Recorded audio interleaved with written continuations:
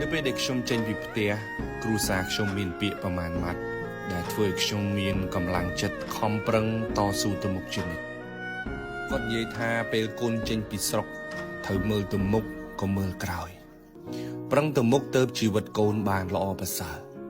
ពេលកូនចេញពីស្រុកកុំស្ដាយគេអាកកុំស្ដាយស្រែចម្ការកុំស្ដាយដីធ្លីដែលពួកគាត់មានបើកូននៅតែសម្លឹងទ្រពទាំងអស់នឹងកូនទៅមុខអត់បានឆ្ងាយទេកុំទៅរកលុយបដើនឹកឃើញថ្ងៃណាមួយមកលក់ទ្រព្យសម្បត្តិទាំងអស់នឹងធ្វើមានវិញអានឹងកូនគិតខុសហើយ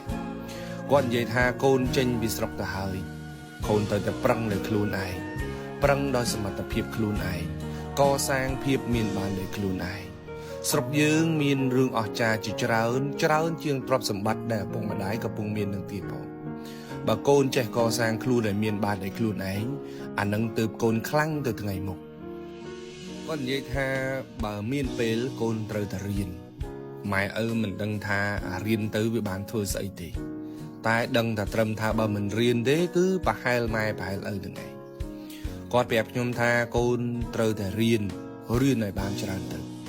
ម៉ែឪក៏មិនដឹងដែរថារៀននឹងក៏រៀនចាប់ទៅធ្វើស្អីដែរតែដឹងថាបើកូនមិនរៀនកូននឹងពិបាកដូចម៉ែដូចឪនឹងឬក៏ពិបាកអាចនឹងលើសម៉ែលើសឪទៀតគាត់ផ្ដាំថាឲ្យពិបាកតែធ្វើជំនាន់ពួកគាត់នឹងទៅបានហើយ